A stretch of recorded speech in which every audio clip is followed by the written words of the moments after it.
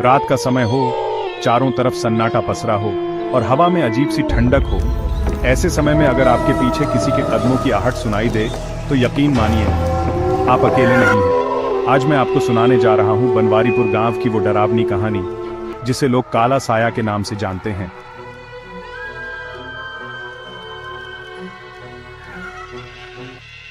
बनवारीपुर गांव शहर से कई किलोमीटर दूर बसा हुआ, चारों तरफ खेत, जंगल और पुराने खंडहर।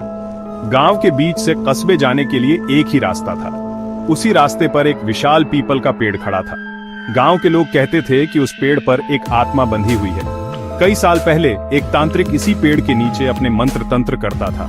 वो गांव वालों से झगड़ता, बच्चों को डराता और औरतों को श्राप देता। एक दिन गांव वालों का सब्र टूट गया। उन्होंने मिलकर उस तांत्रिक को उसी पेड़ पर बांध दिया और मार डाला।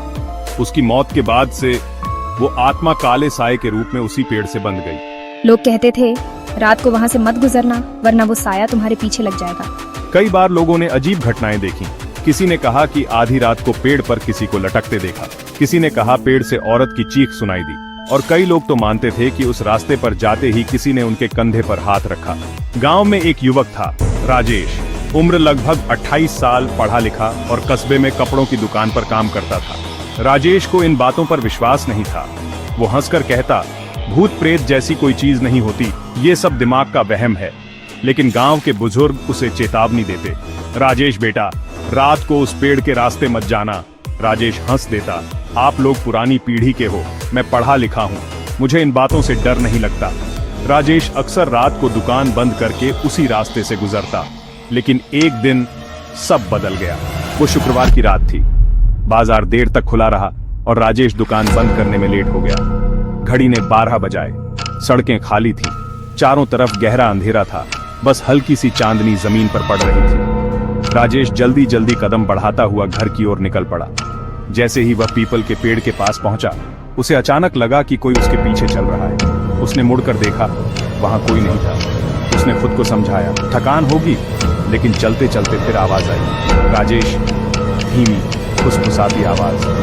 राजेश का दिल जोर जोर से धड़कने लगा। उसकी चाल तेज हो। अचानक सामने से काली बिल्ली रास्ता काट गई। गांव में लोग मानते थे रात में बिल्ली रास्ता काट दे तो अपशगुन होता है। राजेश रुक गया। उसके माथे पर पसीना आ गया, लेकिन उसने खुद को समझाया और आगे बढ़ गया। कुछ ही कदम चले होंगे कि उसने देखा उसकी परछाई के साथ दूसरी परछाई भी चल रही थी। वहाँ कोई इंसान नहीं था। राजेश डर के मारे दौड़ पड़ा। साया भी उसके साथ दौड़ने लगा। अचानक उसकी टॉर्च बंद हो गई। चारों तरफ घना अंधेरा। वो ठोकर खाकर गिर पड़ा और तभी उसने देखा सामने एक लंबा चौड़ा काला साया खड़ा है। उसकी आंखें अंगारों की तरह लाल थीं। उसके मुंह से काली धुंध निकल रही थी।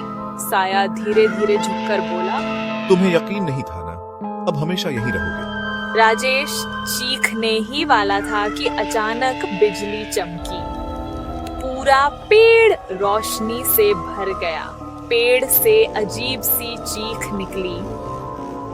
राजेश ने कांपते हुए भगवान का नाम लिया। उसने पास पड़ी मिट्टी उठाकर साये पर फेंकी। जैसे ही मिट्टी गिरी, साया पीछे हट गया और धुएं में बदल गया। राजेश वहीं बेहोश होकर गिर पड़ा। सुबह गांव वालों ने राजेश को पेड़ के नीचे पाया। उसका चेहरा पीला पड़ चुका था, शरीर कांप रहा था। जब होश आया तो उसने सबको अपनी बात बताई।